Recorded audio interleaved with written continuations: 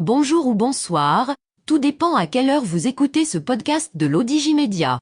Notre internaute invité, Rita Ralidi, partage son avis et ses réflexions dans un article qu'il a intitulé « Ces PFE que je déteste ». Alors écoutons-le dans ce podcast. L'auteur commence son article ainsi. Le PFE, ce projet qui semble aussi complexe qu'une équation mathématique et aussi mystérieux qu'une formule chimique. Mais pas de panique, aujourd'hui, nous allons explorer les joies et les peines du PFE, le tout enrobé d'une bonne dose d'humour. L'auteur poursuit ainsi. Tout d'abord, le PFE est une aventure à part entière. C'est comme un voyage dans le pays des connaissances, mais avec beaucoup plus de café et beaucoup moins de sommeil. Le PFE, c'est un peu comme un marathon mental. Tu te lances dans une course folle, sans trop savoir où tu vas ni comment tu vas y arriver. Et à chaque étape, il y a des obstacles qui se dressent devant toi. Les premiers jours, tu te sens motivé, prêt à tout dévorer sur ton sujet de recherche. Tu te sens comme un super-héros prêt à sauver le monde de l'ennui universitaire. Mais très vite, la réalité te rattrape. Tu te retrouves face à des articles scientifiques au nom aussi incompréhensibles que les conversations entre mathématiciens. Tu te sens perdu, tu as l'impression de lire du chinois alors que tu es censé être en mathématiques ou littérature. Mais le PFE, ce n'est pas que des recherches interminables. C'est aussi l'occasion de faire preuve de créativité. Vous pouvez enfin laisser libre cours à votre imagination débordante et proposer des idées révolutionnaires. Et si on construisait une machine à voyager dans le temps pour résoudre les problèmes du monde? Ou et si on inventait un robot qui peut plier les chaussettes?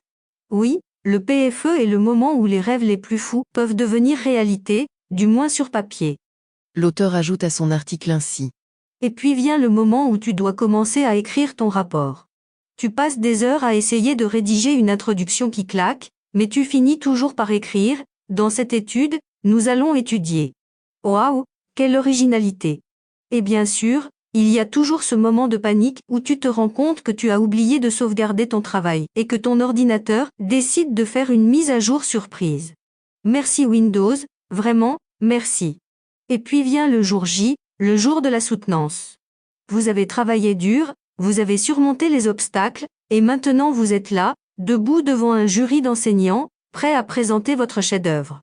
Votre cœur bat d'une vitesse, vos mains sont moites, et soudainement vous oubliez votre propre nom. C'est comme si vous étiez dans un épisode de Game of Thrones, mais sans les dragons. Malgré tous ces moments de stress et de confusion, le PFE reste une expérience inoubliable. Il vous permet de repousser vos limites, d'apprendre de nouvelles choses et de découvrir de nouvelles compétences. Mais surtout, il vous donne une belle histoire à raconter lors des soirées entre étudiants, où chacun rivalise d'anecdotes plus folles les unes que les autres. L'auteur conclut son article ainsi. Finalement, j'ai une bonne nouvelle à vous annoncer. C'est une bonne nouvelle pour les prochaines promotions, mais pas pour nos générations de PFE. Mais je pense que le Maroc se prépare à dire adieu au PFE et à accueillir un avenir sans stress universitaire. Adieu, les nuits blanches à se battre avec notre code source, en priant pour que notre programme fonctionne au moins une fois. Adieu les listes de bibliographie, adieu les soutenances.